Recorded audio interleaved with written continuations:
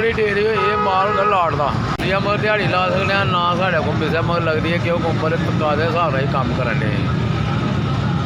रुपया कदे 500 पाँच के कदे 600 किसी वे नहीं भी कोई चीज़ लगती वैन च बंदा 200-400 लगता